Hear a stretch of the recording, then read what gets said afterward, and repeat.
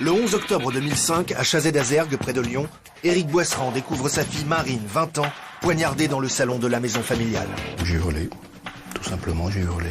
Il y avait du sang de partout, y compris contre les murs. Pour tous ceux qui connaissent Marine, c'est la stupeur.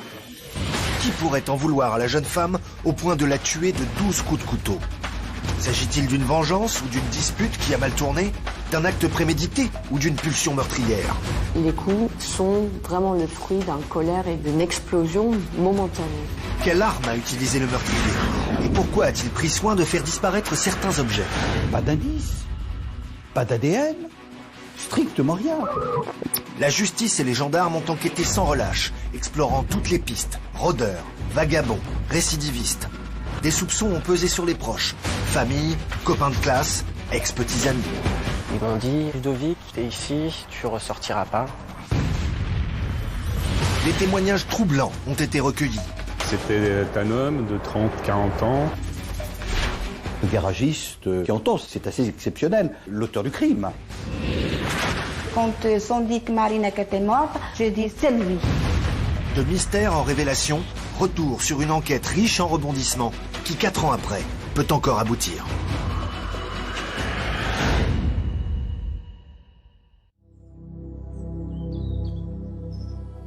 Pour mieux comprendre ce qui a pu se passer, Arnaud Poivre d'Arvor et l'ancien grand flic Jean-Marc Bloch se retrouvent sur les lieux du crime.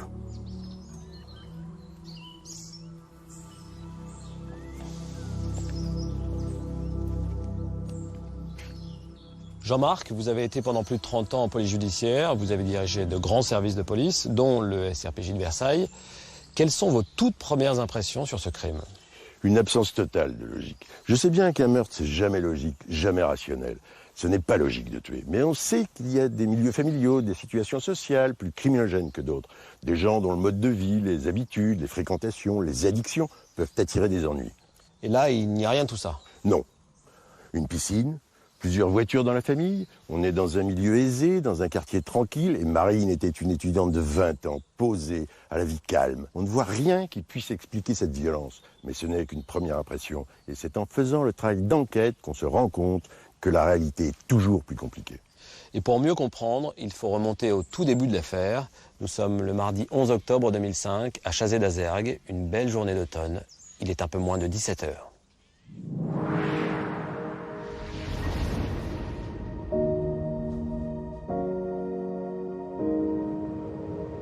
Ce mardi-là, Éric Boisserand rentre plus tôt que d'habitude.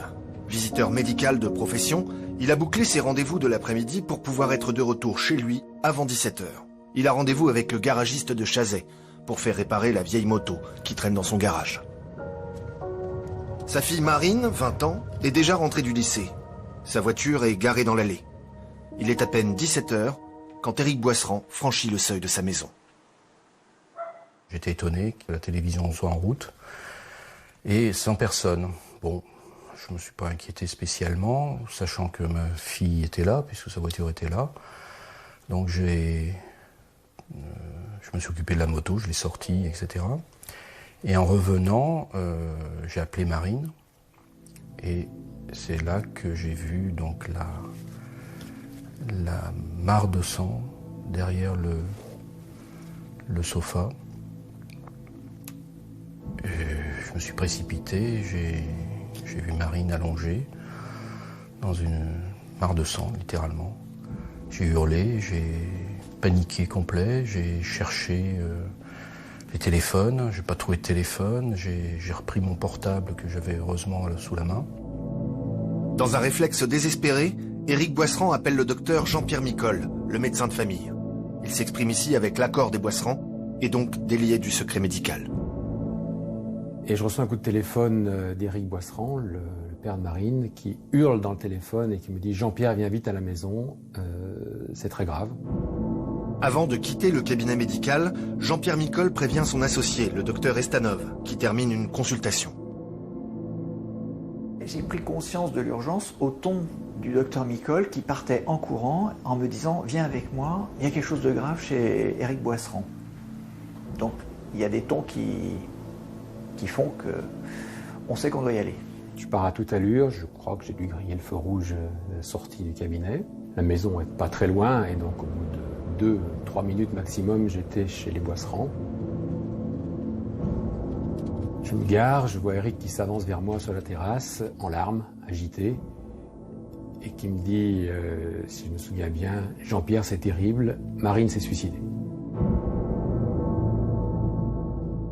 Je lui ai dit que j'ai trouvé Marine comme ça, dans cet état, est-ce qu'on peut faire quelque chose? Et Jean-Pierre est venu avec moi et m'a dit, d'un signe de tête, on ne peut plus rien faire. Il n'y avait pas de mouvement respiratoire. J'ai dû contrôler son pouls à la carotide. Et il n'y avait pas de doute.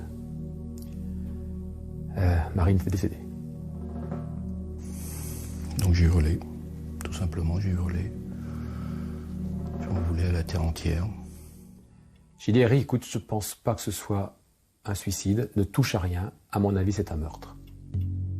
Le docteur Estanov arrive chez les Boisserand quelques minutes après. Habitué des interventions d'urgence avec les sapeurs-pompiers, il n'a aucun doute sur la scène qu'il découvre. Il s'agit bien d'une scène de crime. Elle se trouvait dans le salon, entre la cheminée et le canapé, couchée sur le dos, la nuque posée contre le bord du canapé. Et il y avait du sang de partout, y compris contre les murs, côté gauche de la cheminée, et une nappe de sang par terre. Et elle ne respirait plus. Je n'ai pas fait plus, j'ai juste regardé. Les médecins ne peuvent plus rien faire pour Marine. Jean-Grégoire Estanov décide de prévenir les gendarmes. La brigade la plus proche se trouve à Anse, à 7 km du domicile des Boisserand. Cette attente est un mauvais film, c'est pénible, c'est tout ce qu'on ne réalise pas que Marine est là, morte à côté de nous et à côté de moi. Et voilà, c'est très pénible. On est encore maintenant. L'attente paraît interminable. Et pourtant, les gendarmes ne mettront que quelques minutes à arriver sur les lieux. Et tandis qu'ils commencent à les investir, Eric Boisserand sait que le plus dur reste à faire. Prévenir ses 2 fils et sa femme Muriel. 4 ans après le drame, elle est encore trop marquée pour pouvoir nous répondre. J'ai appelé Muriel un quart d'heure après, en lui demandant de venir, sans lui dire ce qui s'était passé, bien sûr. Et on est allé attendre sa femme au bout du chemin. Et il a dû lui annoncer la nouvelle. Donc j'étais présent quand il lui a annoncé la nouvelle et c'était assez pénible. J'étais obligé de lui annoncer que Marine était morte, quoi. Et ensuite les garçons, Loïs, je l'ai prévenu qu'on le prenait, que je le récupérerais donc au bus. Loïs, le plus jeune frère de Marine, apprend la nouvelle à son retour du lycée. À l'arrêt de bus, il y avait donc le maire, ma mère et mon père, et un médecin proche de la famille. J'ai démoli l'arrêt de car de Beaulieu, tout de suite en premier, pour évacuer, tout ce que j'avais accumulé en l'espace de 3 minutes. J'ai laissé éclater mes nerfs sur l'arrêt de bus, et ensuite, je me suis calmé un minimum. Il reste encore à prévenir l'aîné des 2 garçons. J'ai appelé Pierrick et j'ai été le chercher chez lui, puisqu'il habitait à Lyon. Pierrick est alors étudiant en médecine. Et en fait, mon père est arrivé avec mon frère, je ne sais plus exactement à quelle heure, vers 7h. Et là, ils m'ont appris la nouvelle. La première chose, c'est qu'on n'y croyait pas. Ça arrive que dans les films, c'est pas possible, quoi. Qui peut faire ça? Surtout qu'on ne voyait personne. Jamais eu de problème ni avec les voisins, ni avec personne. Donc c'est la stupeur. Vous savez, perdre une fille, perdre sa fille que dans ces conditions, c'est inacceptable. C'est insupportable, voilà. Et ça l'est toujours.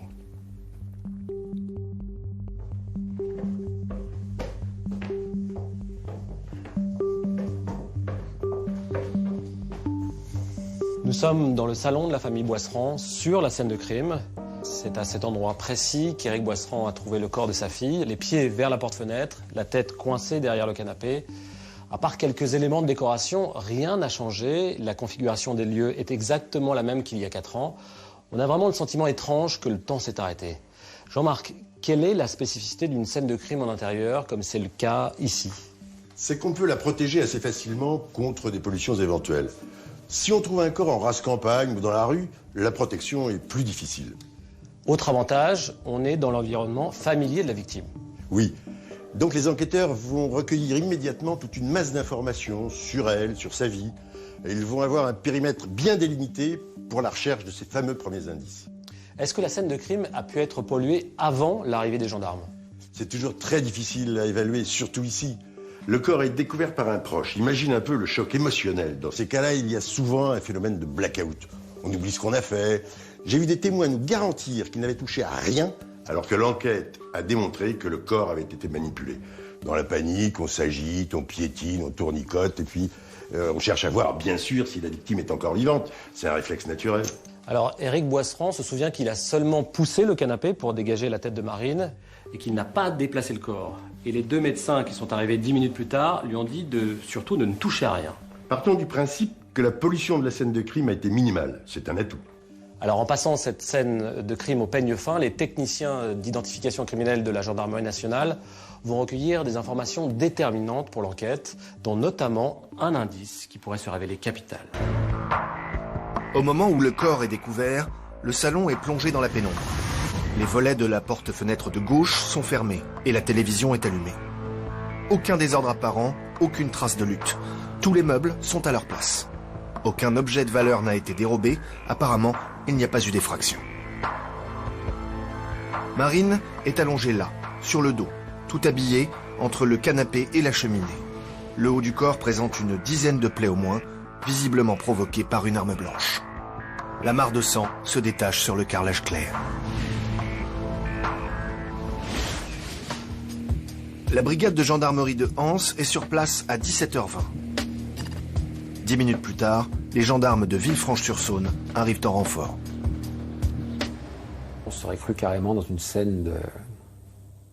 Les experts à chasser d'Azéry, avec combinaison blanche, bottes, masques, appareil photo, lumière, prélèvement. Fabrice Topin était alors commandant de la gendarmerie de Villefranche.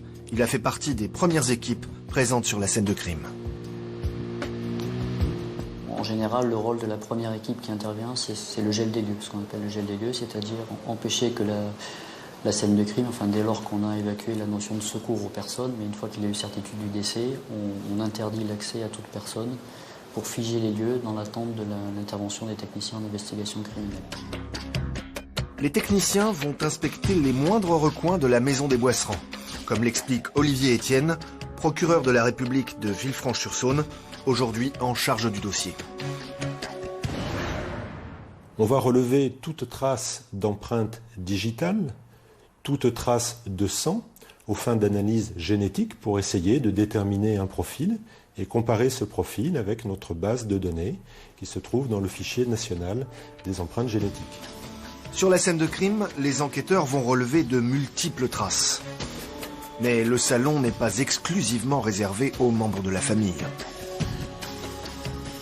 Paraît-il qu'il y avait beaucoup d'ADN dans la pièce. C'est vrai que c'est une pièce à vivre où nous passons souvent, que ce soit les uns les autres dans la famille ou voir les amis. Dans ces conditions, les enquêteurs ont peu d'espoir d'isoler une trace vraiment suspecte. Qu'en est-il de l'arme du crime? On n'a pas retrouvé de couteau ensanglanté à proximité du corps. Mais sur le plan de travail de la cuisine, il y a un bloc Laïol. Il est normalement prévu pour 6 couteaux, mais il n'en contient plus que 5. Marine a-t-elle été poignardée avec le couteau manquant? Personne chez les Boisserands ne se souvient si le bloc était complet avant le crime. Jusque-là, la moisson est bien maigre.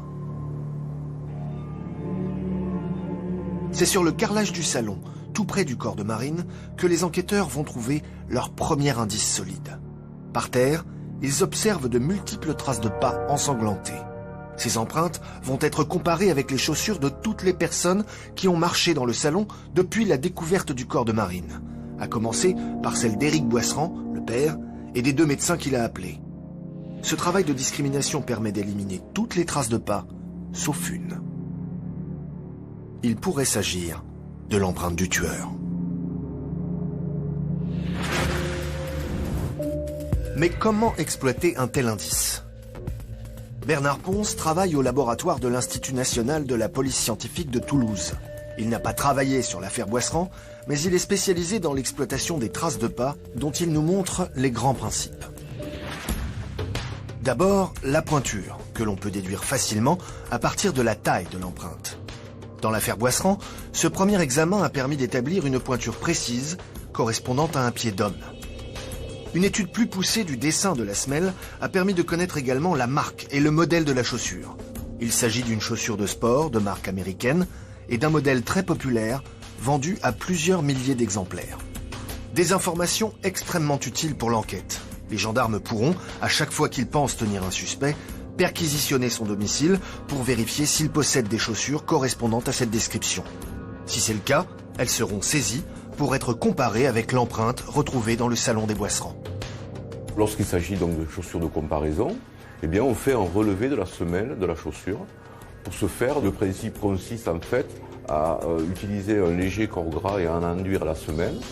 Et ensuite donc à développer cette semelle sur un papier blanc en chaussant la chaussure. La troisième phase étant d'utiliser une poudre dactyloscopique sur la même technique que les relevés d'empreintes digitales et ensuite de révéler cette semelle de façon à pouvoir la photographier au même rapport que la trace.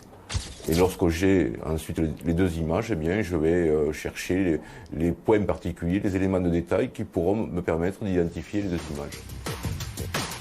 Chaque chaussure a son usure, ses défauts, qui rendent sa signature unique, comme une empreinte digitale. En comparant les détails caractéristiques de la semelle saisie avec l'empreinte relevée sur la scène de crime, on pourra donc éventuellement confondre un suspect. À ce jour, les enquêteurs n'ont pas retrouvé de chaussures correspondant en tout point à l'empreinte relevée près du corps de Marine.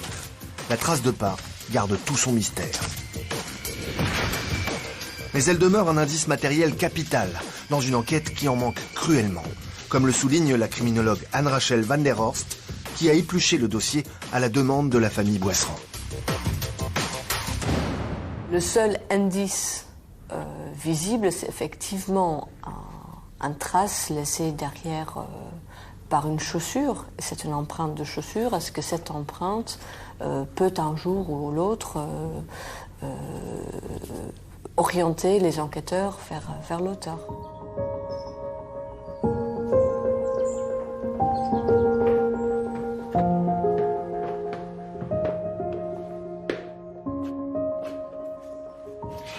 Jean-Marc, première constatation. On sait tout d'abord qu'il n'y a pas eu d'effraction, ensuite qu'il n'y a pas de traces de lutte, ni de désordre particulier, et enfin que Marine a été poignardée à plusieurs reprises avant de s'effondrer derrière le canapé. Est-ce qu'on peut essayer de reconstituer un premier scénario criminel à partir de ces éléments? Il nous manque encore beaucoup d'informations, notamment des résultats d'analyse de police scientifique qui arriveront plus tard. Et à ce stade, on n'a toujours pas le rapport d'autopsie qui va apporter des précisions sur la façon dont les coups ont été portés et sur l'arme. C'est tous ces éléments qui vont permettre de comprendre comment s'est déroulé ce meurtre. Mais est-ce qu'on peut déjà faire des suppositions sur l'endroit où Marine a été attaquée? Marine a été tuée par une arme blanche. Elle a beaucoup saigné. Il y a énormément de sang là où le corps a été retrouvé, dans un rayon d'1 mètre autour, sur le bord du canapé, sur le carrelage et sur le côté de la cheminée. On peut penser que la plupart des coups ont été portés à cet endroit. Mais il est possible que Marine ait reçu un premier coup ici, dans la salle à manger, et que ses vêtements aient épongé le sang, qu'elle ait ensuite tenté de se réfugier dans le salon, là où l'agresseur l'a rattrapée. Le seul indice matériel dont on dispose pour l'instant, c'est la trace de pas sanglante retrouvée sur le carrelage. On sait qu'elle ne correspond à aucune des chaussures portées par les personnes présentes sur la scène de crime, mais c'est pas grand-chose. Si, c'est énorme, Arnaud. Sur du carrelage, cette trace, elle est très nette. Les gendarmes ont donc la pointure, et grâce au dessin de la semelle, ils connaissent la marque et le modèle de cette chaussure. En l'occurrence, une chaussure de sport. Des indices de cette nature sur une scène de crime, c'est rare. Ça va permettre de faire des recoupements, des rapprochements, de confirmer des soupçons, mais on n'en est pas encore là. On n'en est encore qu'au tout début de cette enquête. Avant d'en arriver à d'éventuels suspects, les enquêteurs vont devoir reconstituer l'emploi du temps de Marine ce mardi 11 octobre. Et là, ils vont obtenir des résultats exceptionnels dans le cas d'un homicide, puisqu'on est en mesure de retracer avec une précision incroyable les derniers instants de Marine. Mardi 11 octobre 2005, 7h40. Marine quitte la maison de ses parents à Chazé-d'Azergues au volant de son Opel Corsa blanche. Elle adresse un dernier mot à son père. Elle m'a dit dit papa ce soir. Je me souviens toujours de ces paroles. Donc voilà. Et le soir, je l'ai retrouvée allongée là, à côté. Marine est accompagnée de son petit frère Loïs. Ils sont tous deux scolarisés au lycée professionnel Notre-Dame de Villefranche-sur-Saône, à 13 km de Chazay. Loïs en classe de seconde, Marine en 2e année de BTS comptabilité. Un mardi matin comme les autres, à un détail près. Pendant la première heure de cours, Marine et ses camarades apprennent que leur emploi du temps de la journée est modifié. Madame Dumas, leur prof de comptabilité chargée du cours de l'après-midi, est absente. Gaël, un des camarades de classe de Marine, se souvient. C'est quelque chose qui arrive de temps en temps quand on est au lycée. Et voilà, les faits sont arrivés ce jour-là, alors que comme par hasard, on n'a plus de cours. On avait parlé de se faire une après-midi ensemble, mais bon, ça a été annulé finalement. Midi. À la sortie du lycée, Marine retrouve Alain, un vieux copain. Ils vont déjeuner ensemble dans ce restaurant chinois à la périphérie de Villefranche. Un peu après 13h30, Marine dépose Alain à la station-service dans laquelle il travaille en tant que pompiste. Ils discutent un moment, puis Marine passe à la Compagnie Générale des Eaux, dans le même quartier, pour y déposer un dossier de stage. Elle a prévu de retrouver Aurore, une ancienne copine de classe de passage à Villefranche, en fin d'après-midi. Elle a donc 3 heures devant elle et choisit de rentrer chez elle. Généralement, Marine, elle s'occupait, soit elle regardait un petit peu la télé, soit elle allait sur Internet, soit elle travaillait sur ses cours, et sa vie toute simple d'étudiante. Marine est seule à la maison. L'expertise de son ordinateur a montré qu'elle l'avait allumé à 14h30. Elle travaille donc dans sa chambre, puis elle va s'installer sur un des canapés du salon pour regarder la télé. Au cours de l'heure qui suit, elle échange plusieurs SMS avec son amie Aurore. À partir de là, tout s'accélère. 16h11, Aurore appelle Marine sur son portable pour lui confirmer qu'elles pourront se retrouver plus tard à Villefranche. Avant de raccrocher, Marine dit à son amie « Je termine quelque chose et je pars dans 10 minutes ». Aurore est la dernière personne à l'avoir entendue. «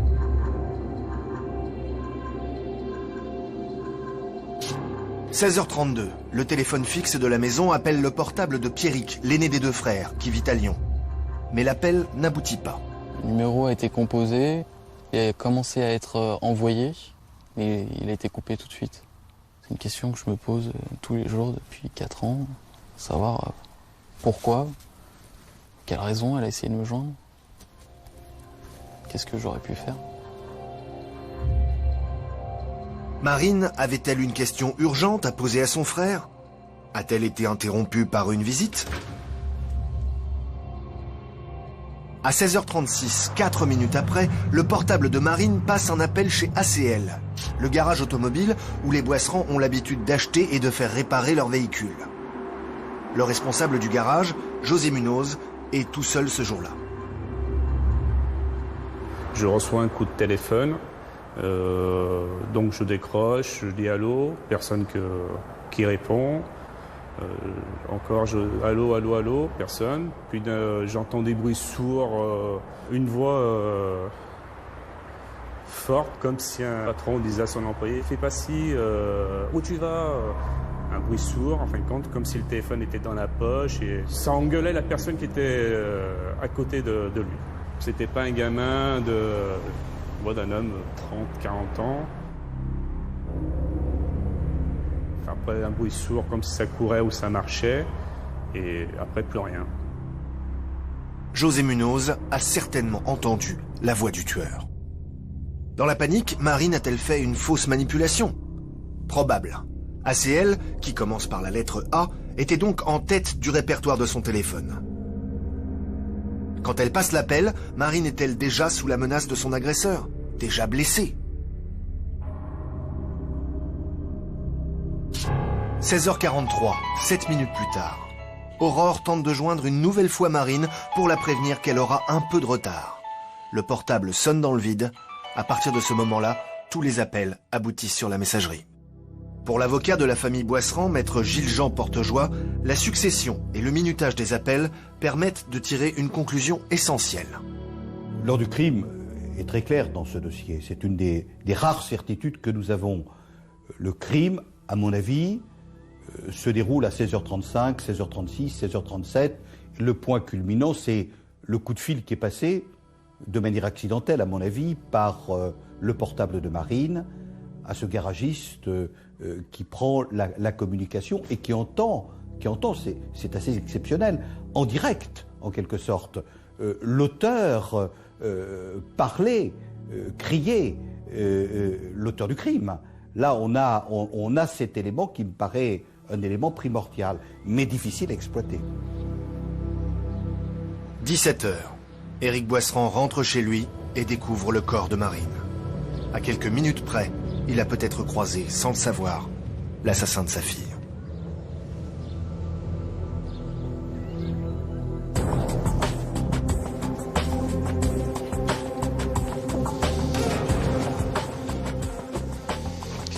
C'est très frappant, Jean-Marc, cette chronologie des faits. On peut la retracer à la minute près. Oui, c'est un vrai plus pour l'enquête. Le plus souvent, le légiste donne un créneau probable pour l'heure du décès. Et plus le corps est découvert tard, plus la fourchette est large. Ça peut aller jusqu'à plusieurs heures, voire plusieurs jours. Là, on sait que Marine essaie d'appeler son frère Pierrick à 16h32 avec le téléphone fixe de la maison. Et ce qui est très intéressant, c'est que le numéro du portable de Pierrick n'est pas en mémoire dans ce téléphone. Il faut qu'elle compose intégralement les 10 chiffres. Et on n'a pas le sentiment que c'est le geste de quelqu'un qui serait en danger. Donc, a priori, à 16h32, Marine est libre de ses mouvements. L'agression n'a pas encore eu lieu. Mais 4 minutes plus tard, à 16h36, le portable de Marine appelle le garage ACL. Est-ce qu'il peut s'agir d'un appel de détresse? Certainement. L'explication est logique. Marine est menacée, elle veut passer un appel au secours. Regarde, ce modèle de téléphone portable est identique à celui de Marine. Dans la panique, elle appuie à 2 reprises. D'abord sur cette touche, puis sur celle-là. Et donc, elle appelle le premier numéro en mémoire dans ce téléphone. Et c'est celui du garage ACL. Mais Monsieur Munoz, le garagiste, n'a rien entendu d'intelligible, seulement une voix d'homme lointaine, qui parlait vivement. On a donc un témoin auditif. Et surtout, M. Munoz entend une voix d'homme, ce qui permet d'écarter l'hypothèse d'un crime commis par une femme. À 16h36, quand elle appelle ACL, Marine est-elle déjà blessée? Ça, seul le meurtrier le sait. Tout ce qu'on sait, nous, c'est que son amie Aurore appelle Marine 7 minutes plus tard. Et le portable sonne dans le vide. Il n'a donc pas été éteint? Non. À ce moment-là, Marine n'est plus en état de répondre. Ce qui resserre encore plus le créneau de l'heure probable du meurtre, un peu après 16h30. Mais il reste encore beaucoup de questions en suspens. Comment les coups ont-ils été portés? Quelle arme a été utilisée? Marine s'est-elle défendue ou bien a-t-elle été attaquée par surprise? Des questions essentielles pour la suite de l'enquête, auxquelles seule l'autopsie peut fournir des réponses. Le jeudi 13 octobre, surlendemain du meurtre, l'autopsie du corps de Marine est réalisée au centre hospitalier de Villefranche-sur-Saône. L'examen révèle au total 12 coups de couteau. L'un des coups a été porté au niveau de la trachée, les autres à travers les vêtements, sur la partie haute du thorax, à la fois devant et dans le dos. Aucun de ces coups n'a entraîné directement la mort. Marine a succombé à une hémorragie massive. Par ailleurs, le corps ne présente pas de traces d'agression sexuelle. Bernard Marc est expert près la cour d'Amiens et dirige l'unité de médecine légale du centre hospitalier de Compiègne. Selon lui, l'enchaînement des coups a été très rapide. Donner une douzaine de coups de couteau, c'est l'espace vraiment de très peu de temps. Il y a forcément au moment où les coups commencent à être donnés, une victime qui, lorsqu'elle n'est pas incapacitée, aurait pris la fuite, serait partie. Ce qu'on sait, c'est que là, on est dans un espace clos, très peu important, donc les coups ont forcément été donnés dans un espace de temps très court. Il n'a probablement pas fallu plus d'1 minute au tueur pour asséner ses 12 coups de couteau. Une attaque éclair. Le corps de la victime ne présentait pas de traces de violence apparente résultant d'une lutte. Tout semble indiquer que Marine a été frappée par surprise, sans même avoir le temps de parer les coups. Son corps ne présente ni hématome, ni lésion de défense. Les lésions de défense, c'est par exemple le fait d'empoigner une arme, de la tenir, d'essayer de la maintenir avec les mains, et forcément elles vont être situées à la face palmaire des doigts. Et puis des lésions de protection, je me protège en levant mon bras, je vais donc recevoir des coups qui sont à la face postérieure et interne, donc des éléments qui vont être remarqués, vus, et qui vont, selon leur situation, expliquer un petit peu dans quelle position était la victime et quels sont les gestes qu'elle a pu commettre. En analysant les points d'impact et l'orientation des plaies, le légiste peut apporter des informations essentielles sur l'auteur, et notamment sa taille. Pour que le coup horizontal qu'on va retrouver sur la peau ait été porté à une certaine hauteur, il faut donc que, par rapport à la taille de l'auteur, il soit au moins arrivé à ce niveau. Donc on va avoir cette idée selon l'orientation du cou, selon l'aspect sur la peau, et c'est vrai qu'on pourra différencier quelqu'un d'un mètre 75, 80, 85 de quelqu'un qui ferait une taille d'un mètre 60 qui ne serait pas en mesure de donner des coups aussi hauts, ou s'il les donne hauts, les donnera avec une orientation montant du bas vers le haut, et non pas quelqu'un qui va faciliter son geste et donner un geste du haut vers le bas. De la même manière, les positions supposées de la victime et de son agresseur, l'angle et la profondeur des coups, permettent de déterminer si le tueur était droitier ou gaucher. Conclusion. La personne suspecte serait un homme droitier, mesurant entre 1m75 et 1m80. L'autopsie permet aussi d'en savoir plus sur les caractéristiques de l'arme utilisée. Quelle est la taille de l'arme? Quelle est la taille de la lame? Est-ce que ce sont des coups d'estoc, c'est-à-dire est-ce que la lame a été plantée? Ou est-ce que ce sont des coups de taille et la lame va avoir décrit un trajet qui est un peu en virgule, en queue de rat, dit la description. Chaque plaie est mesurée, ce qui permet d'estimer la puissance des coups portés, les dimensions de la lame, longueur, largeur, mais aussi le type de lame.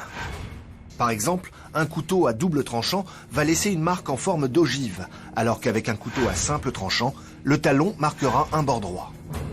En s'appuyant sur ces différentes techniques, l'autopsie du corps de Marine conclut que l'arme qui l'a tué a une lame à simple tranchant qui mesure entre 10 et 15 cm de long et 1,5 à 2 cm de large. Il pourrait s'agir d'un couteau standard, type Opinel ou Laguiole.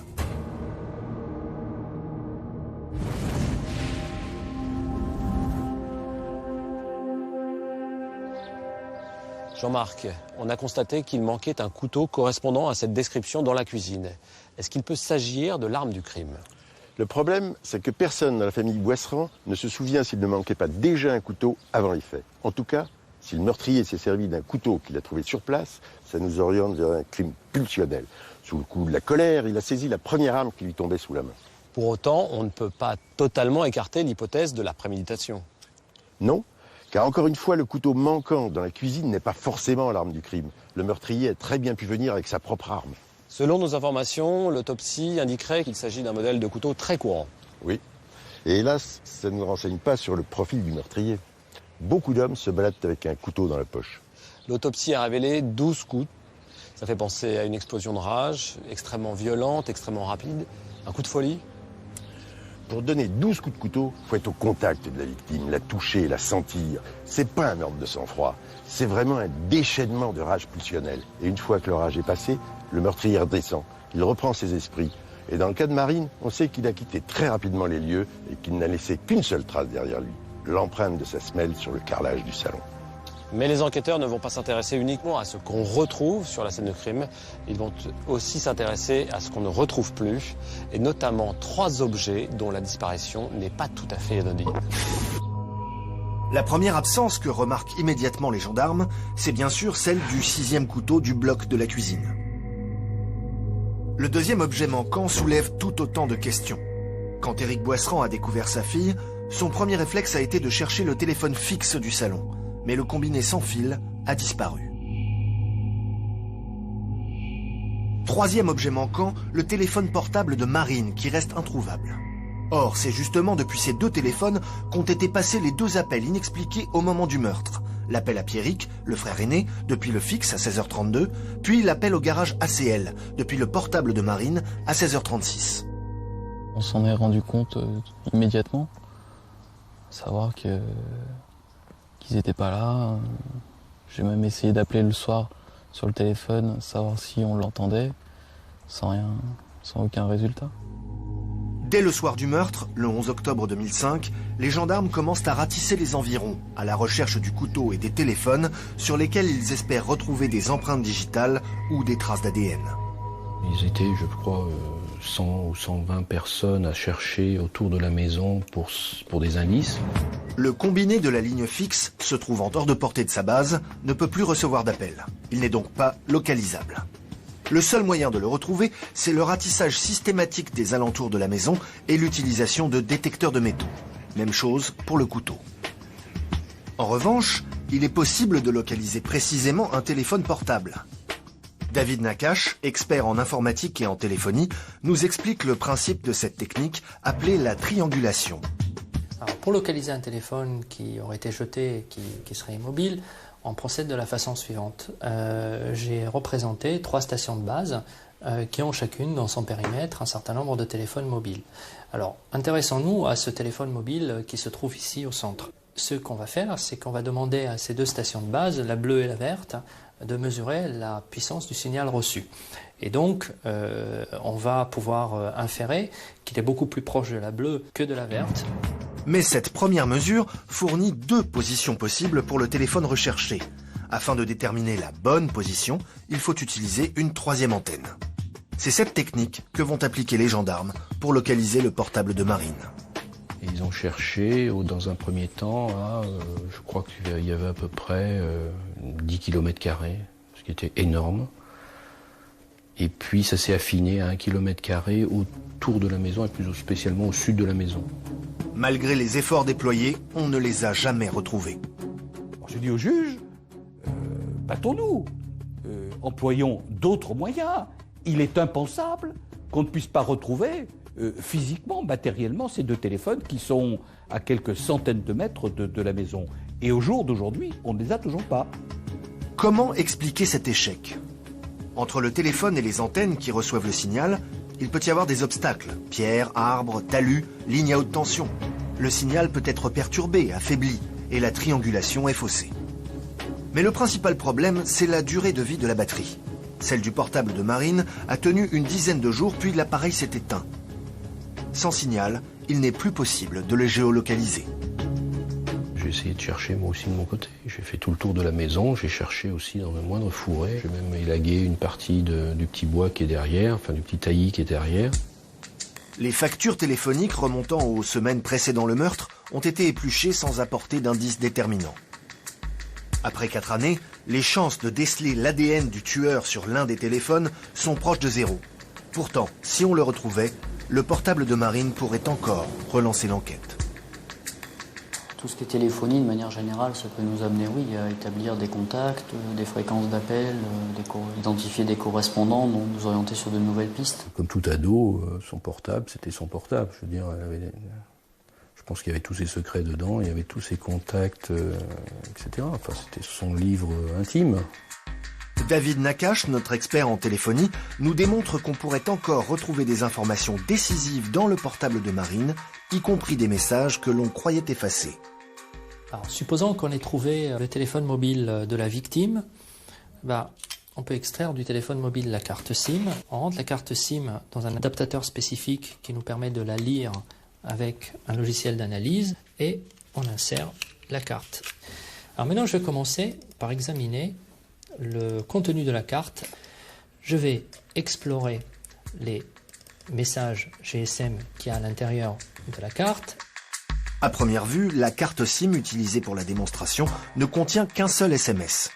Avec une simple opération informatique, on obtient un résultat étonnant.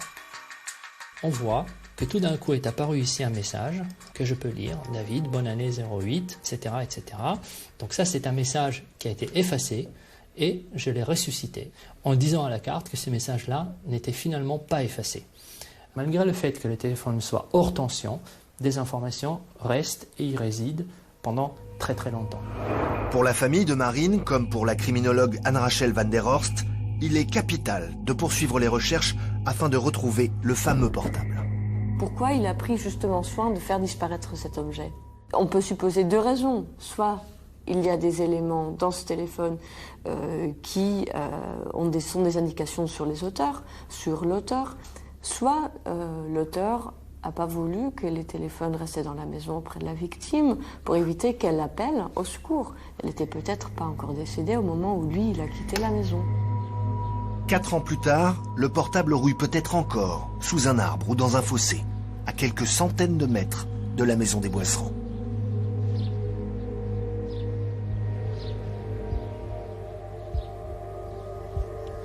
Pendant plusieurs jours, une centaine de gendarmes a quadrillé le secteur et on n'a pas pu retrouver le portable de Marine, alors qu'on captait son signal. Ça paraît totalement invraisemblable. Il faut croire que dans la réalité, tout ne se passe pas comme dans les séries américaines, où le portable du héros est pisté mètre par Big Brother. C'est dommage d'ailleurs, parce que ce portable, il pourrait nous dire beaucoup de choses. Mais après 4 ans, si on le découvrait, avec le vent, la pluie, la neige, la rouille, on ne pourrait pas retrouver d'ADN ni d'empreinte digitale. En effet, ça paraît très peu probable, mais on l'a vu, la carte SIM pourrait encore nous dire beaucoup de choses. On sait en tout cas que le portable a continué d'émettre dans cette zone pendant plusieurs jours.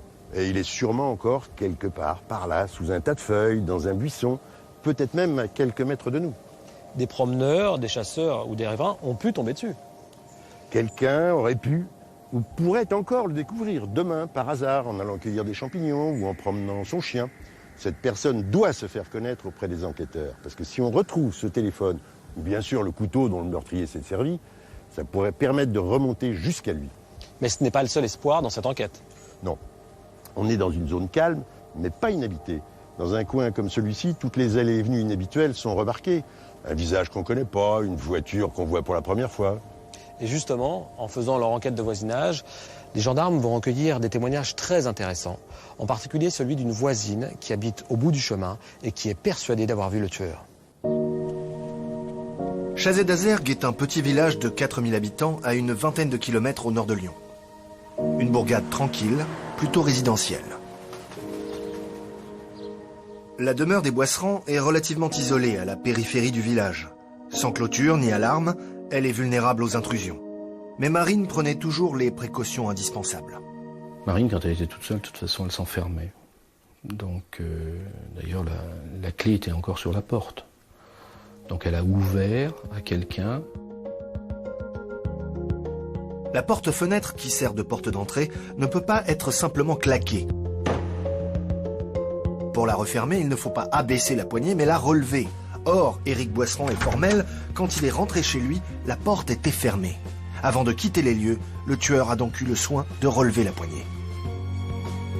Il peut y avoir laissé ses empreintes, mais les personnes arrivées après le meurtre l'ont actionné à leur tour, effaçant ses indices éventuels. Plus rien à espérer de ce côté-là. C'est en s'éloignant du lieu du crime que les gendarmes vont faire une découverte capitale. L'enquête de voisinage les conduit chez Madame Bory, une habitante du quartier. Originaire du Portugal, elle vit à Chazé depuis 13 ans avec son mari et ses 3 enfants. Sa maison fait face à l'entrée du chemin des Aubépines qui mène à la maison des Boisserand. L'après-midi du 11 octobre 2005, à 16h45, elle rentre en voiture de son travail lorsque soudain, un véhicule lui coupe la route. Je roulais vite et j'ai freiné. Donc je vois cette personne par le rétroviseur de la voiture et j'ai vu qu'elle était toute rouge. La figure était rouge. Il était à la bouche toute défigurée, quoi. Lui, il regardait même pas si quelqu'un venait d'en bas, si quelqu'un venait d'en haut. Hein. Il a coupé la route, il est parti. Hein. Madame Bory décrit un véhicule de type monospace de couleur grise. Son fils de 9 ans, qui l'attend devant le portail, lui affirme qu'il a vu cette même voiture entrer dans le chemin un quart d'heure plus tôt. Pour Madame Bory, cela ne fait aucun doute, elle a vu l'assassin de Marine.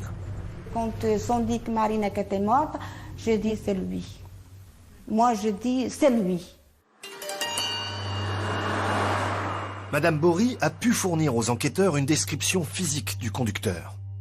Un jeune homme, oui, un jeune homme jaune. Ça se voit, grand, cheveux châtain clair, visage plongé. Donc c'était un bel garçon, voilà. Arrivé à 16h30, départ à 16h45. Le créneau colle parfaitement avec l'heure du crime déterminée par les appels téléphoniques. Les enquêteurs ont donc recherché tous les hommes pouvant correspondre à la description dans l'entourage de Marine ou dans les environs. À ce jour, tous ceux qui ont été appréhendés avaient des alibis solides. Aucune charge n'a pu être retenue contre eux.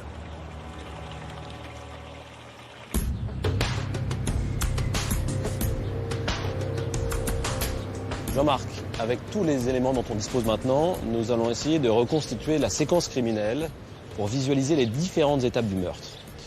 D'abord, l'arrivée. Le meurtrier arrive ici, par l'allée. C'est ce qui semble le plus évident, à moins de couper à travers ces taillis, mais selon le témoignage du fils de Madame Bory, qui habite à l'entrée du chemin, à 100 mètres par là, une voiture grise de type monospace a tourné dans ce chemin aux alentours de 16h30. Admettons qu'il s'agit de l'agresseur. Il se gare donc ici, à l'entrée de la maison. Ce mardi après-midi, il y a déjà 3 voitures, celle de Marine, celle de sa mère et la voiture personnelle de son père qui ce jour-là utilise sa voiture de fonction. Pourtant, ça ne l'arrête pas. Rien ne dit qu'il soit venu dans l'intention de tuer.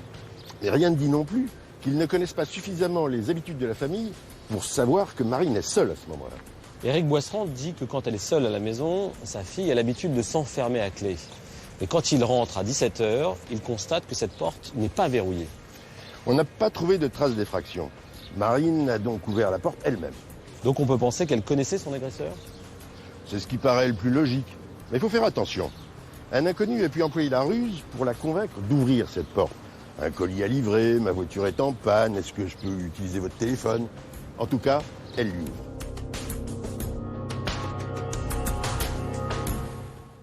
Une fois à l'intérieur, il va se retrouver face à Marine. La conversation commence ici, dans l'entrée. À un moment, le ton monte, ça dégénère. Le visiteur va se saisir d'un couteau, pourquoi pas celui de la cuisine? La cuisine, elle est là, juste à côté. Il suffit de quelques secondes pour y aller, s'emparer d'un des couteaux du bloc et revenir. Mais il peut aussi avoir son propre couteau dans une poche. Il s'en empare, le sort et la menace. Et c'est peut-être à ce moment-là que Marine, paniquée, essaye de se servir de son téléphone portable et qu'elle appelle le garage à sel, le premier numéro de son répertoire. Ouais. Monsieur Munoz entend une voix assourdie, comme si on tenait ce téléphone serré dans une main ou dans une poche. En tout cas, il entend une voix d'homme en colère. Et il l'attaque ici, dans la salle à manger? C'est possible. Il peut la frapper une première fois ici. Elle tente de se réfugier dans le salon. Et là, il la rattrape. Mais dans cette pièce, il n'y a aucune trace de sang. Donc la majorité des coups a dû être portés à l'endroit où on trouve le corps, dans le salon. On retrouve le corps de Marine ici, entre la cheminée et le canapé, comme si elle avait voulu se cacher derrière pour se protéger. Ouais, mais la malheureuse, elle est piégée, c'est un cul-de-sac. Son agresseur la rattrape et il la frappe 12 fois, dans le dos, à la poitrine et dans le cou. Ce qui veut dire, si on compte quelques secondes entre chaque coup, que l'agression a duré moins d'1 minute. Mais la rage va retomber rapidement et il s'éloigne. C'est à ce moment-là qu'il laisse sa trace de semelle sur le carrelage. Probablement. Et à présent, il a retrouvé complètement ses esprits, puisqu'il pense même à prendre le téléphone fixe, et c'est sûrement pour empêcher Marine de donner l'alerte. Et il repart en laissant agoniser Marine. Il a toujours l'arme à la main, puisqu'on ne la retrouve pas. Ensuite, il ressort par là où il est entré, puisque c'est la seule issue qui est restée ouverte. Quand il sort de la maison, le tueur doit être couvert de sang, au moins les mains.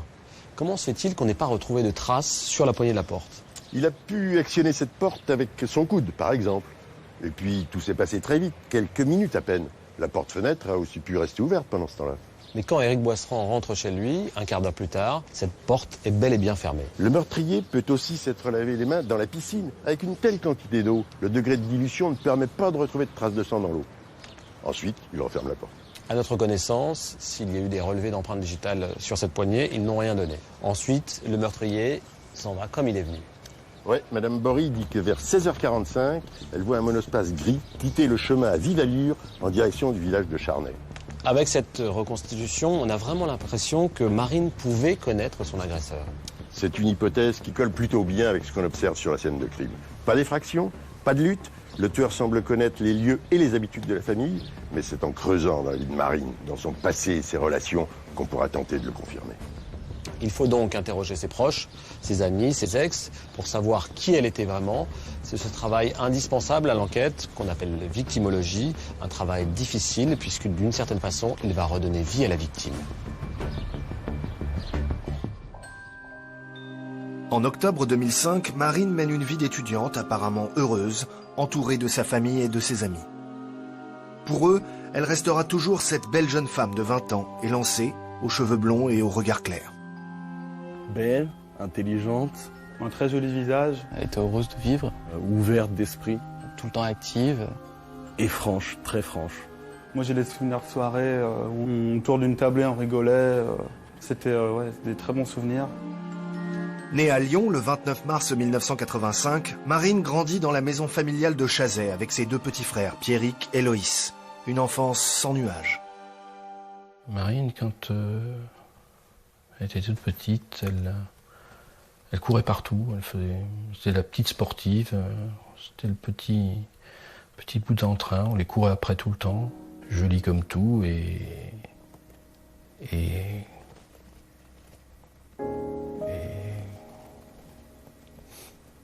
ma fille, quoi.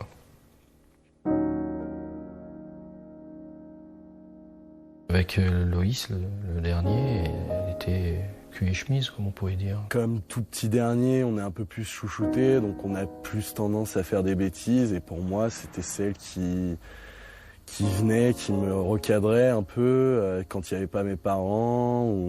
Donc c'était vraiment la grande sœur qui était là derrière moi. Avec moi, je sais qu'elle était toujours présente lorsque j'avais besoin de ci ou de ça.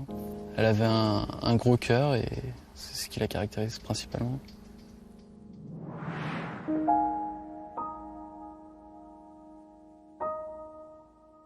Marine entretient une relation particulièrement fusionnelle avec sa mère, Muriel. Très complice, elles passent beaucoup de temps ensemble. Marine n'avait pas de secret pour sa mère.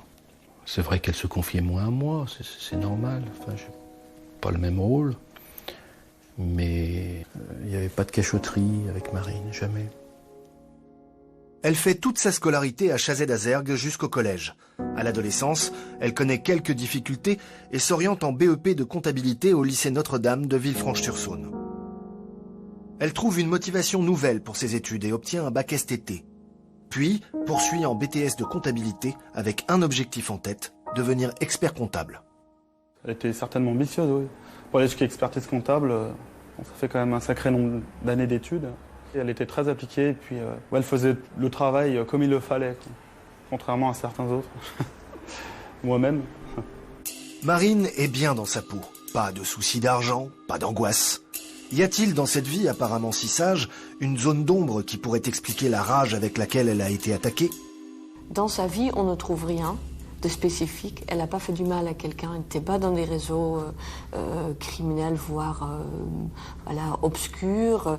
Il n'y avait pas de raison particulière claire pour la tuer. Donc, quels sont les autres motifs pour en vouloir autant à une personne si ce n'est pas pour des objets matériels ni pour des agressions sexuelles ou autre chose? Mais il reste très peu de choses, effectivement, des liens affectifs. Marine aime être amoureuse.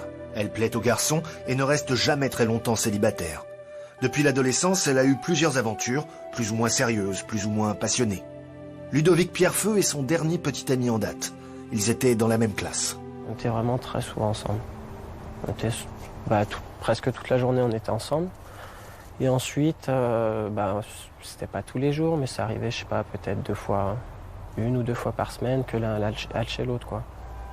Plus les week-ends. Au bout de 4 mois, Marine ne semble plus aussi amoureuse. Elle confie à ses proches qu'elle s'ennuie, qu'elle cherche quelqu'un de plus mûr. Peu à peu, elle s'éloigne de Ludovic. En juin 2005, elle lui annonce brutalement qu'elle le quitte. J'étais amoureux, donc au début, je dirais que je l'acceptais pas trop. Je l'ai un petit peu mal vécu. Donc moi j'avais essayé de la rattraper, quoi que ce soit. Elle n'a pas voulu qu'on continue. Après la séparation, Marine se concentre sur ses études. Sa vie de célibataire semble lui convenir. Jusqu'au 1er jour d'octobre. Je dirais environ une semaine avant les faits. Marine, je l'ai sentie un petit peu... comment dire? Je l'ai sentie un petit peu distante. Elle restait un petit peu dans son coin. Elle parlait pas trop. Elle parlait pas trop, quoi. C'est vrai que le vendredi soir, notamment, on avait fait une petite soirée. Je crois qu'on était 4 ou 5, je ne sais même plus où. Et elle nous avait un peu parlé.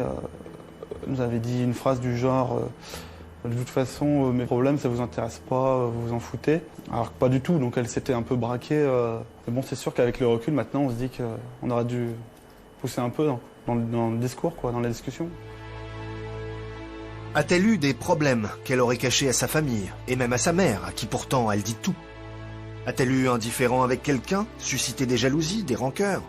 Marine est une forte tête, qui n'a pas sa langue dans sa poche. Quand il y avait un truc qui lui plaisait pas, elle le disait tout de suite sans tourner autour du pot, quoi. Elle disait les choses tellement franchement qu'elle se prenait un petit peu la tête avec ses amis. Bon, c'est un très fort tempérament, mais derrière ça, il y avait quelqu'un de très, très charmant et adorable, quoi. On ne lui connaissait pas d'ennemi déclaré. Est-ce qu'elle a vu quelque chose qu'elle n'avait pas à voir? Est-ce qu'elle a participé à une soirée où effectivement elle ne devait pas être? J'en sais rien. Enfin, on peut tout imaginer, mais c'est pas le style de Marine. Elle n'aimait pas les embrouilles, elle n'aimait pas les conflits. C'est une fille, quand on en parle avec les gendarmes, ils n'ont rien contre elle. Ils n'ont rien trouvé dans sa vie personnelle de caché. Le tueur est-il un proche de Marine ou bien s'agit-il d'un inconnu qui aurait cédé à une pulsion meurtrière? Les enquêteurs ne doivent éliminer aucune piste. Ils vont donc travailler parallèlement sur les deux hypothèses. Pour plus de clarté, nous allons les examiner l'une après l'autre, en commençant par l'hypothèse du tueur opportuniste. Nous sommes en 2005. Le nom de Francis Holm est dans toutes les têtes et particulièrement dans celle des gendarmes. Holm, ce routard du crime qui voyageait d'un centre d'hébergement à l'autre en semant des cadavres aux quatre coins de la France. En 2005, il est sous les verrous depuis plusieurs années. Mais l'image du vagabond meurtrier est toujours présente à l'esprit des enquêteurs. Et en cherchant dans cette direction, les gendarmes vont trouver ce qu'ils pensent être un suspect très sérieux. 15 jours après le meurtre de Marine, l'enquête est confiée à la section de recherche de Lyon, qui met en place une cellule spéciale. Pendant 2 ans, 12 hommes se consacrent à plein temps à l'affaire Boisserand. Ils explorent entre autres la piste du tueur opportuniste, inconnu de Marine et de sa famille. Un rôdeur, un vagabond, qui l'aurait attaqué sous le coup d'une pulsion. La première chose qu'on s'est dit, c'est que c'est quelqu'un, un intrus extérieur, un fou, quoi, qui est rentré et qui, voilà, comme il est fait. Les premières investigations des gendarmes vont porter sur l'Abri, un centre d'hébergement et de réinsertion horticole proche de la maison des Boissons. Ce foyer accueille principalement des hommes en grande difficulté sociale, dont certains ont eu des démêlés avec la justice. Quelques-uns effectuent des travaux de jardinage dans le quartier, tous sont amenés à y circuler. Ce centre, qui est à une centaine ou 200 mètres de l'habitation des Boisserand, faisait partie de l'entourage que l'on devait envisager dans notre enquête. Donc ça l'a été. C'est des gens qui vivaient à 200 mètres de la maison. Je n'ai pas spécialement de contact. Je les ai fait travailler pour tondre la pelouse une année, etc. On a toujours eu tous un peu peur le soir de cet abri. Il y a un truc qui m'a marqué, c'est un soir quand je rentrais du foot en vélo, je passais dans la grande rue et il y en avait 2 qui se jetaient des canettes de bière en verre sur la tête devant. Donc c'est vrai qu'après ça, je me suis dit, bon, c'est un peu... ils sont un peu barjots, quoi. Après, comme je dis, on n'est jamais sûr de rien. Et on ne peut pas savoir si c'est pas eux, si c'est pas un d'eux qui a pété un câble et qui est venu là. Le lendemain du meurtre, tous les résidents de l'abri sont entendus. Des prélèvements ADN sont effectués sur chacun d'entre eux. Leurs chambres sont perquisitionnées, leurs emplois du temps vérifiés. Ceux qui manquent à l'appel sont activement recherchés. Dans un premier temps, la piste de l'abri ne donne rien. Mais en recoupant les témoignages, les gendarmes remarquent des incohérences dans l'emploi du temps de l'un des résidents, un SDF de 32 ans, d'origine grenobloise, qui a quitté l'abri peu après les premiers interrogatoires. Dans sa chambre, on a saisi une paire de chaussures de sport, pouvant correspondre à l'empreinte retrouvée dans le salon des Boisserand. Les enquêteurs se mettent alors activement à la recherche de l'individu. Ils retrouvent sa trace à Lyon, où il est finalement interpellé en octobre 2006, presque un an jour pour jour, après le meurtre de Marine. Dans l'appartement qu'il occupe, les gendarmes vont découvrir ce qui ressemble à une véritable cascade de preuves. Un pantalon taché de sang, des vêtements de femme et une sacoche du laboratoire Sanofi, le laboratoire qui emploie Éric Boisserand comme visiteur médical. Tout accuse l'individu. Le procureur de l'époque le met en examen pour homicide volontaire et le place en détention provisoire. Les enquêteurs en sont persuadés, l'assassin de Marine est sous les verrous. Je vois le juge d'instruction le lundi, à 14h, qui me montre une sacoche de la société Sanofi Aventis, et pensant que ça m'appartenait. Et effectivement, sur le coup, j'ai dit au juge d'instruction, bah oui, c'est ça, oui, effectivement, ça peut m'appartenir, oui, bien sûr, j'ai des sacoches qu'on remettait pour les congrès, etc., j'en ai en ma possession. Et il apparaît que la mallette professionnelle avait été créée par l'employeur du père de la victime, postérieurement au fait. La sacoche Sanofi a été fabriquée après le meurtre. Le suspect ne peut donc pas l'avoir dérobée chez les Boisserand. Le premier indice tombe. D'autre part, le juge d'instruction m'avait montré tout un tas de vêtements qui appartenaient à des jeunes filles. J'ai pas reconnu quoi que ce soit comme vêtements, et en plus Muriel, qui a vu aussi ces photos, n'a pas reconnu quoi que ce soit d'éléments pouvant appartenir à Marine. Le sang qui a été trouvé sur ces vêtements n'était pas celui de Marine Boisserand. Les analyses révèlent que le sang retrouvé sur le pantalon est celui du suspect. Et après d'ultimes vérifications, il semble que malgré l'imprécision de ses premières déclarations, il ne pouvait pas être sur les lieux du crime entre 16h et 17h le 11 octobre 2005. Après plusieurs enquêtes poussées, ont permis de montrer que c'était pas lui. Coup de grâce. Après comparaison, il s'avère que la semelle de chaussure ne correspond pas à l'empreinte relevée sur la scène de crime. Les uns après les autres, les indices sont tombés. La piste se referme. Après 3 mois de détention provisoire, le suspect est relâché. L'enquête est au point mort. Au moment des faits, il y a 3 voitures qui sont garées devant la maison de la famille Boisserand, et je vois mal un rôdeur, comme ça, rentrer dans une maison qu'il s'est occupée. Donc, je ne crois pas véritablement à cette piste, mais peut-être que je serai mis devant le fait accompli, et si nous trouvons le tueur, je serai ravi de me tromper. Si le suspect a été mis hors de cause, la piste du tueur d'opportunité ne pourra être définitivement refermée tant que l'on n'aura pas retrouvé l'assassin de Marine.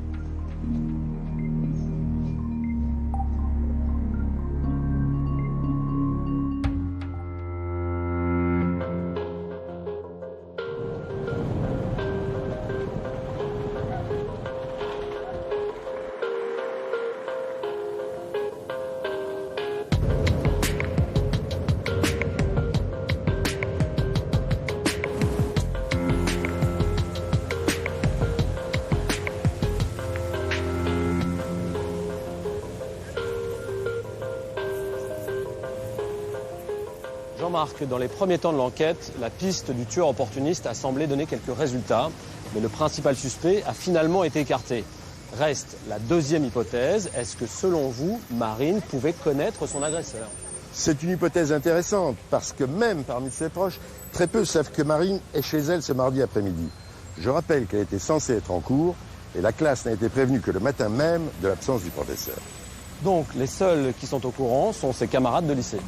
Et puis éventuellement des proches qu'elle aurait croisés, ou à qui elle aurait parlé au téléphone ou sur Internet, entre le moment où elle sort de cours à midi et le moment du meurtre, 4h30 plus tard. Les enquêteurs vont donc passer au crible son entourage, ses fréquentations, son passé amoureux. Ils vont chercher les mobiles éventuels, jalousie, rancœur, vengeance, et recouper les alibis. Qui pouvait en vouloir à Marine au point d'en venir au meurtre? Un proche de la famille? Un copain de classe? Un amoureux éconduit? Des éléments concrets orientent les enquêteurs sur la piste d'un tueur proche. D'abord, les 3 voitures garées devant la maison.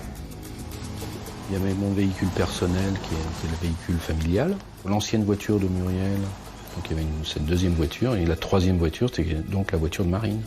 Un individu qui serait arrivé là par hasard se serait sans doute dit que Marine n'était pas seule chez elle. Ou alors c'est que la personne connaissait très bien les 3 voitures, puisqu'il y en a 2 qui ne tournait pas régulièrement et qu'il y avait la voiture de Marine. Donc il pouvait déduire que Marine était toute seule. L'hypothèse du tueur proche est appuyée par un deuxième élément. Les criminologues le savent, le meurtre à l'arme blanche est souvent révélateur d'un crime passionnel.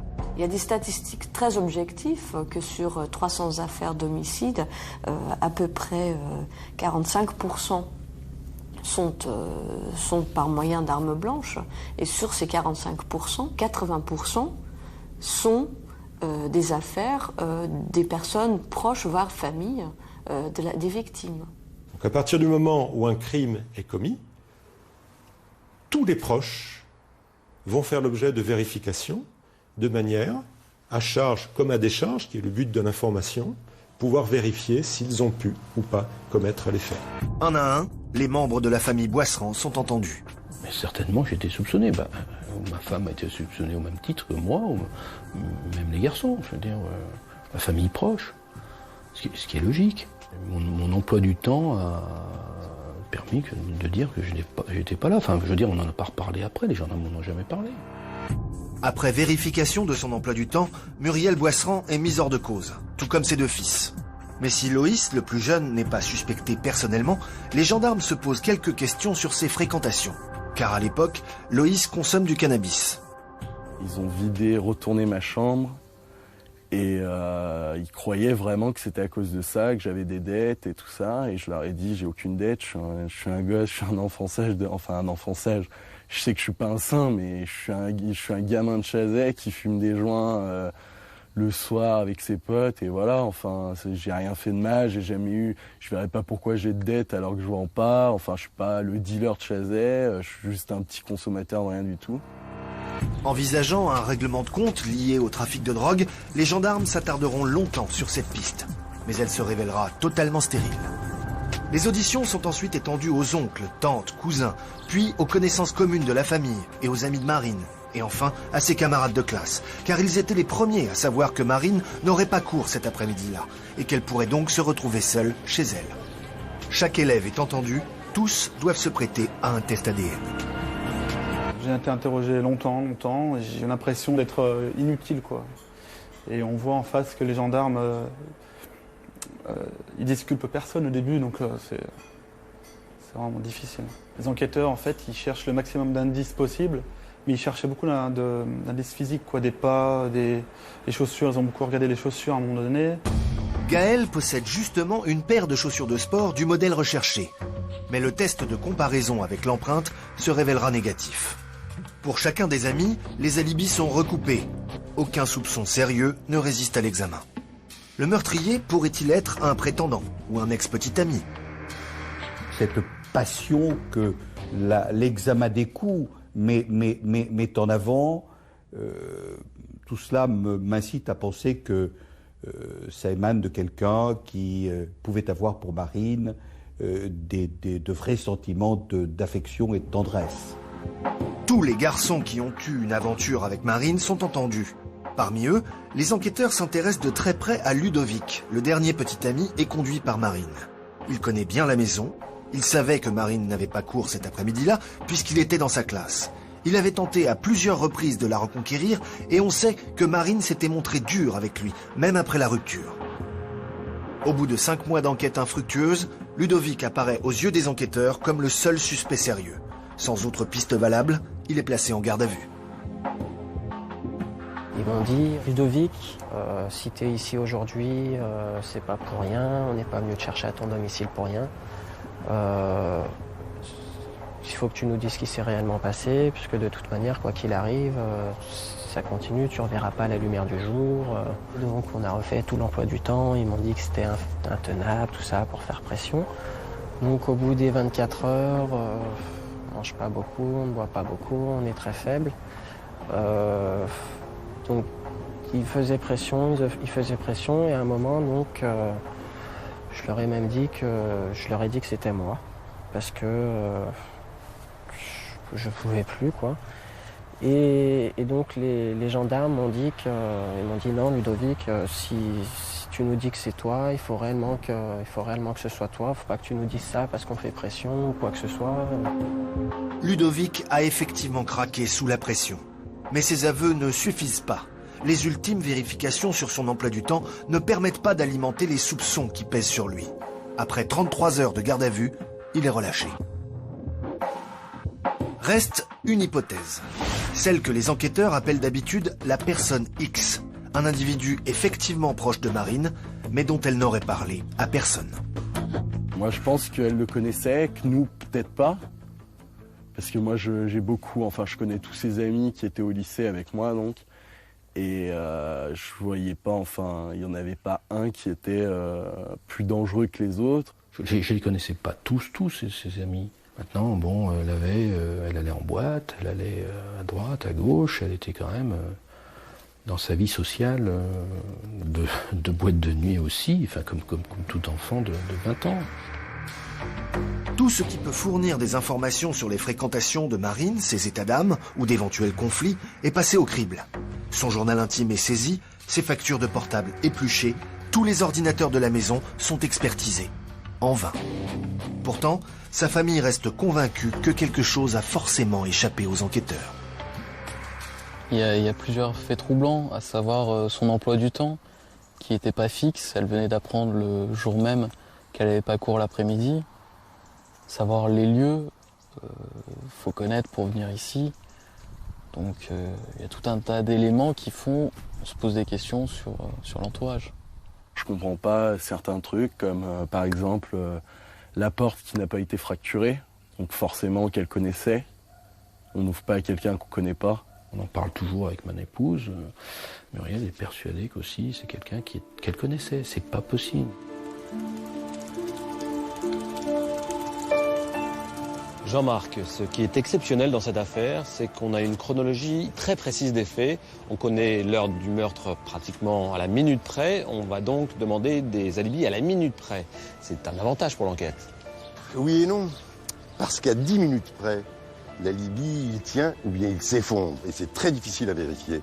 Il y a des alibis qui reposent sur des témoignages de tierces personnes qui ne sont pas toujours aussi précises ou qui mentent purement et simplement. Par amitié, par amour ou par crainte. Il y a eu beaucoup de personnes soupçonnées. Certaines ont été placées en garde à vue. Leurs alibis ont été vérifiés. Elles ont toutes été relâchées les unes après les autres. Est-ce qu'on pourrait les réinterroger aujourd'hui? Bien sûr. S'il y a des éléments nouveaux, c'est pas parce qu'on a écarté quelqu'un à un moment de l'enquête qu'on doit s'interdire de le réentendre et de vérifier un certain nombre de choses à nouveau. Est-ce que tous les témoignages ont pu être recueillis? Il faut croire que non, puisque l'affaire n'est toujours pas élucidée. Quelqu'un a peut-être vu quelque chose ou remarqué un comportement étrange dans son entourage aux alentours de ce 11 octobre 2005. D'ailleurs, après le meurtre, les enquêteurs ont surveillé les funérailles et les allées et venues au cimetière autour de la tombe de Marine. C'est un travail qu'on fait souvent quand on soupçonne un mobile passionnel, donc un lien affectif entre l'auteur et la victime. On va se concentrer sur des dates clés, la date de naissance de Marine, la date de sa mort, la Saint-Valentin, etc. Mais à notre connaissance, ce travail-là n'a fourni aucune piste sérieuse. Mais les comportements suspects ne se manifestent pas toujours là où on les attend.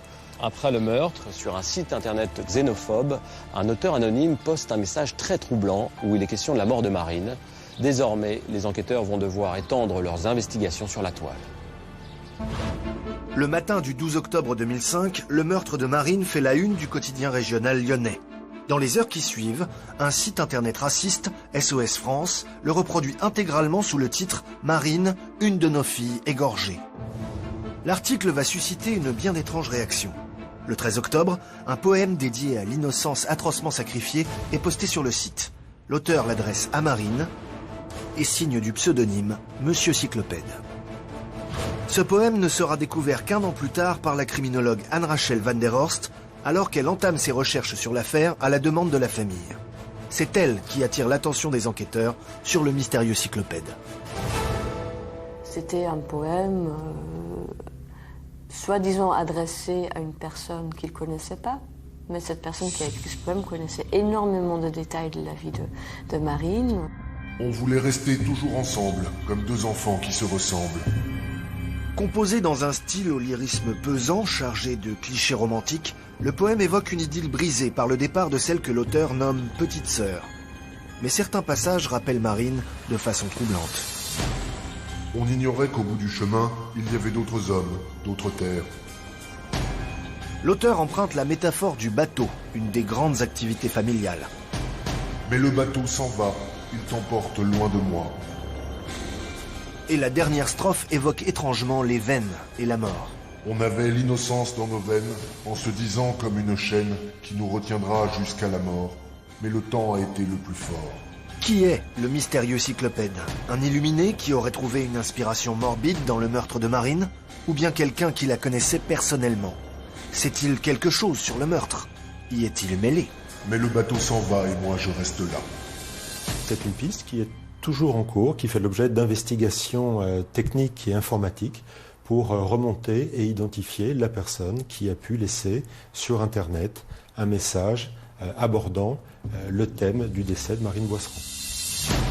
Il est possible de remonter jusqu'à l'auteur du message, mais SOS France a cessé son activité en août 2008. Et à notre connaissance, les webmasters qui géraient le contenu du forum se montrent peu coopératifs pour livrer les identités correspondant aux pseudonymes utilisés sur le site. C'est un site extrémiste, donc c'est pas un accès facile. Déjà, les webmasters ne donnent pas automatiquement les données sur les membres de la communauté. En refusant de divulguer ces informations, les promoteurs du site bloquent une piste potentielle pour l'enquête. Aujourd'hui encore, on ignore qui se cache derrière Monsieur Cyclopède.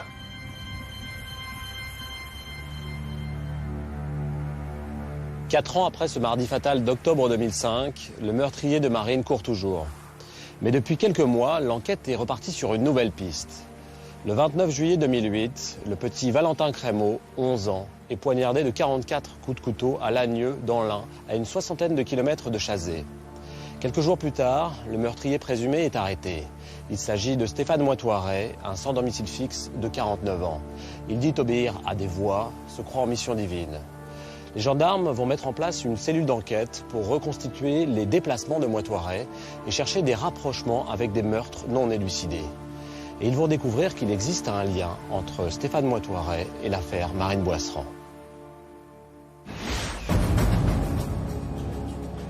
Dans les derniers jours de juillet 2008, la France vit au rythme de la traque du meurtrier de Valentin. Le garçon de 11 ans a été sauvagement poignardé de 44 coups de couteau alors qu'il faisait du vélo dans une rue de Lagneux, dans l'Ain. 3 jours plus tard, le 31 juillet, un couple de marginaux est arrêté.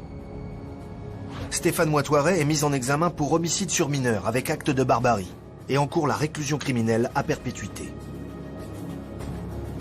Son ADN a été retrouvé sur le corps de l'enfant. Sa compagne, Noëlla Ego, est poursuivie pour complicité passive. Lors de sa garde à vue, Moitoiret tient des propos incohérents. Il nie les faits, tout en accusant l'un de ses sosies d'avoir commis le crime. La presse s'interroge sur la personnalité étrange du meurtrier présumé. On découvre qu'il parcourt la France depuis des années avec sa compagne, demandant l'hospitalité à ceux qui croisent sa route. Le père Fred Gilles fait partie de ces bonnes âmes. Il est curé à Besnay, dans la région lyonnaise. C'est dans son presbytère qu'il a recueilli le couple Moitoiret-Ego un soir de février 2007, 18 mois avant le meurtre de Valentin.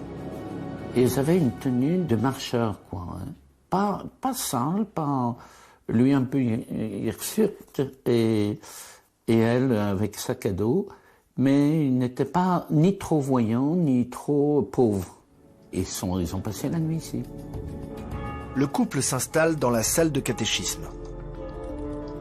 Le lendemain, lorsque Moitoiret et Ego quittent Besnay, le père Gilles découvre de bien curieuses inscriptions.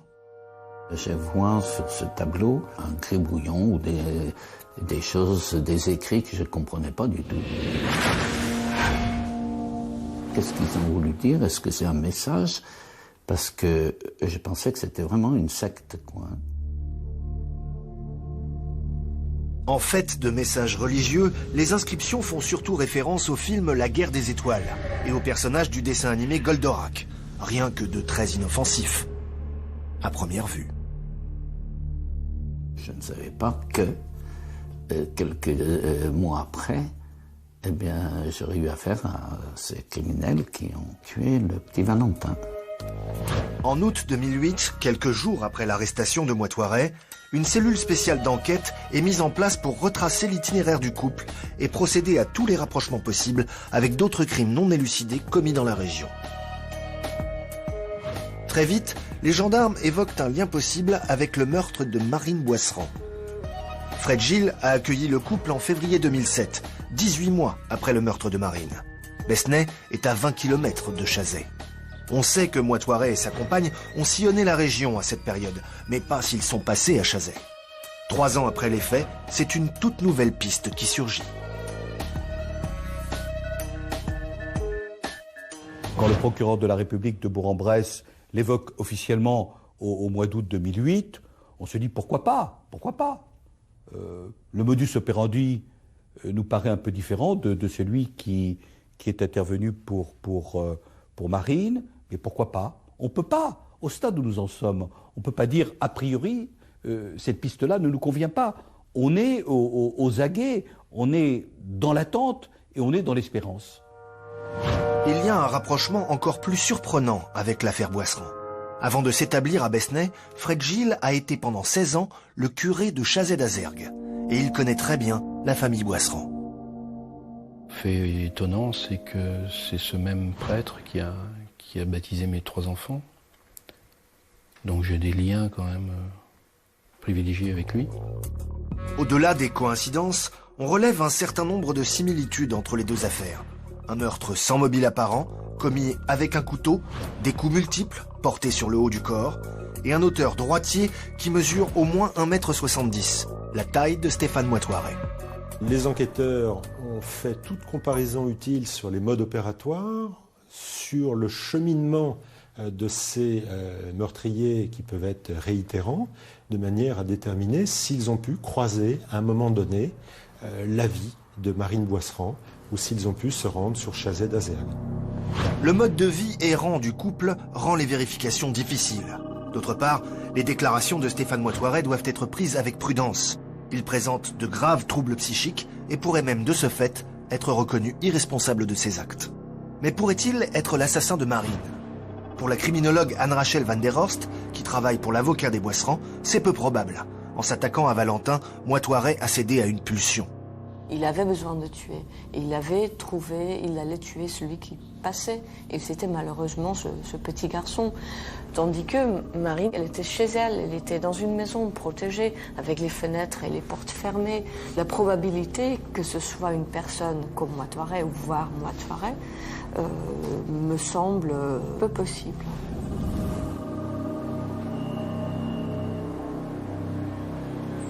Jean-Marc, à l'heure où nous parlons, les gendarmes explorent toujours la piste de Moitoiret. Est-ce que selon vous, il pourrait être le meurtrier de Marine? C'est une hypothèse très tentante. 2 meurtres au couteau, avec des coups répétés. Les victimes ont des profils différents. Mais les tueurs en série ne reproduisent pas systématiquement les mêmes modes opératoires. Mais il y a aussi des détails qui ne collent pas. Face à un inconnu, Marine se serait débattue, il y aurait des traces de lutte. Et puis je rappelle qu'il y avait 3 voitures garées dans l'allée. Quelqu'un qui ne connaissait pas les lieux n'aurait peut-être pas pris ce risque. En tout cas, avant qu'on puisse l'écarter, cette piste doit être rincée, essorée, asséchée. C'est ce qu'on appelle une enquête inversée. On part d'un auteur présumé et on essaie de le relier au meurtre. Dans le cas de Moitoiret, ces itinéraires sont difficiles à établir. Pas de domicile fixe, pas de téléphone, pas de carte bancaire. Là où il passe, il ne laisse aucune trace. Mais Stéphane Moitoiret a un visage marquant. Si quelqu'un l'a vu dans les environs de Chazet autour du 11 octobre 2005, il n'est pas trop tard pour qu'il se manifeste. Et même si Moitoiret n'a rien à voir dans le meurtre de Marine, il y a sûrement d'autres témoignages qu'on n'a pas encore recueillis et qui pourraient tout relancer. On n'a pas non plus retrouvé les 2 téléphones, ni le couteau, même 4 ans après. Il n'est pas trop tard. Malgré plus d'une centaine d'auditions et de nombreuses pistes suivies puis refermées, on dispose tout de même d'éléments concrets. Le lieu, la victime, le mode opératoire, autant d'informations qui peuvent nous permettre d'esquisser le profil du meurtrier. Depuis ce mardi 11 octobre 2005, le tueur de Marine n'a pas pu être identifié. Après 4 années d'enquête, que sait-on de lui et de la manière dont il a opéré? D'abord, l'heure du crime, autour de 16h36, selon la chronologie des appels téléphoniques. 10 minutes plus tard, la voisine, Madame Bory, voit un homme plutôt jeune, les cheveux châtains, au volant d'un monospace gris. Ensuite, l'arme du crime. D'après l'autopsie, c'est un couteau à simple tranchant, type Laïol ou Opinel, dont la lame mesure entre 10 et 15 cm de long pour une largeur de 2 cm. À ce jour, elle n'a pas été retrouvée. Enfin, près du corps, le meurtrier a laissé l'empreinte de sa chaussure de sport, dont les gendarmes connaissent la pointure et le modèle. C'est la seule trace laissée par le tueur. Pas de désordre, pas d'effraction non plus, Marine a sans doute ouvert elle-même à son agresseur. Le connaissait-elle? La criminologue Anne-Rachel van der Horst a justement travaillé sur le profil du tueur. Dans la criminologie, on arrive donc dans un profil, un coup, peu de liens affectifs, plusieurs coups, de plus en plus, le lien affectif devient important entre l'auteur et la victime. Parce que ce qu'il ne faut pas oublier, c'est qu'en fait, tuer quelqu'un avec un arme blanche, c'est très physique et c'est très intime. Il faut toucher le corps de l'autre. C'est pas du tout la même chose qu'avec un fusil. L'orientation des coups désigne un tueur probablement droitier, mesurant entre 1,75 m et 1,80 m, ce qui est cohérent avec la pointure de l'empreinte relevée près du corps. Quand on y réfléchit bien, qu'est-ce qu'on a dans cette affaire? On a la trace de pas, on a l'heure très précise effectivement du crime, 16h35, 16h36, on a les témoignages de Madame Bory et de son fils, et à part ça on n'a rien. Pas d'indices, pas d'ADN, strictement rien. Malgré l'absence de preuves matérielles, malgré les fausses pistes, les enquêteurs veulent croire que l'échec n'est pas une fatalité. Les enquêteurs qui ont travaillé des milliers d'heures sur ce dossier ont envie d'aboutir. Le temps, bien entendu, ne joue pas forcément en notre faveur. Il aboutit à un dépérissement des preuves, à une mémoire plus fluctuante chez les témoins. Mais parfois aussi, le temps nous donne ce petit grain de sable à l'encontre de l'auteur des faits, qui permettra peut-être qu'il commette une erreur et qui nous fera avancer dans l'enquête. Il y a un certain nombre de témoins qui peuvent revenir sur des alibis mensongers qu'ils ont pu faire. Il y a de nouveaux témoins qui peuvent se présenter. Tout n'est pas perdu et je pense que le travail que nous accomplissons actuellement finira par payer un jour ou l'autre et j'espère que ça sera le plus tôt possible. Le meurtrier commettra-t-il une erreur ? Sera-t-il confondu par un nouveau témoignage ou par la découverte d'un objet que l'on croyait perdu ? Pour la famille, ce serait l'espoir de pouvoir enfin faire le deuil de Marine. On y pense en permanence, à chaque seconde. C'est la pire des choses qu'on puisse faire à une enfant, à une jeune fille qui n'a rien demandé. Je peux vous assurer qu'elle n'a rien demandé. C'est pas quelque chose qu'on puisse faire comme ça sur une impulsion. Ça s'est préparé, c'est pas possible. Donc il y a quelqu'un qui doit savoir. Maintenant c'est le moment de parler. 4 ans après, c'est bon, ça va, c'est bon. J'ai assez souffert. Ma famille a assez souffert. C'est vrai que tous les jours, enfin, la personne qui a assassiné ma sœur, tous les jours, je me demande comment elle fait pour se lever, quoi. En tuant ma sœur, il a quand même affecté beaucoup de personnes. Donc toute une famille qui a éclaté. Et ça, c'est pas normal. C'est pas normal.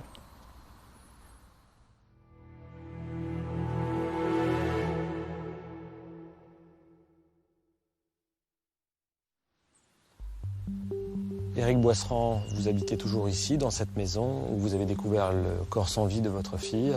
Malgré 4 années d'enquête, les gendarmes n'ont toujours pas identifié le meurtrier de Marine. Est-ce que selon vous, tout a été fait? Une grande partie a été faite, et il en manque, certainement, puisque de toute façon, pour l'instant, 4 ans après, on n'a toujours rien. De nouvelles investigations sont en cours. Tout n'a pas été fait, forcément, puisqu'on n'a toujours pas la réponse à la question que l'on se pose depuis 4 ans. Qui? Pourquoi? Avec votre avocat, vous continuez à vous battre, justement, pour que d'autres investigations soient menées. Quels sont vos espoirs pour que cette enquête avance? J'imagine que vous attendez de nouveaux témoignages. Exactement. C'est dans toute enquête la condition sine qua non pour avancer, pour savoir. Mon avocat est en permanence à côté de nous. On demande beaucoup et je pense qu'on demandera de plus en plus aux juges d'instruction, aux procureurs. Il faut qu'on fasse la lumière sur toute cette triste affaire. Éric Boisserand, merci d'avoir accepté de nous répondre et de nous avoir laissé tourner ici, chez vous, sur les lieux du drame. Je sais que ça n'a pas été facile pour vous, mais c'était selon nous la meilleure manière de mieux comprendre ce qui a pu se passer ce mardi 11 octobre 2005 et de recueillir peut-être de nouveaux témoignages qui permettraient enfin, 4 ans après, de faire toute la lumière sur ce crime. C'est notre conviction profonde. Dans les affaires non élucidées, il y a de la malchance parfois, souvent des fausses pistes et toujours des zones d'ombre, mais jamais de fatalité. Bonsoir.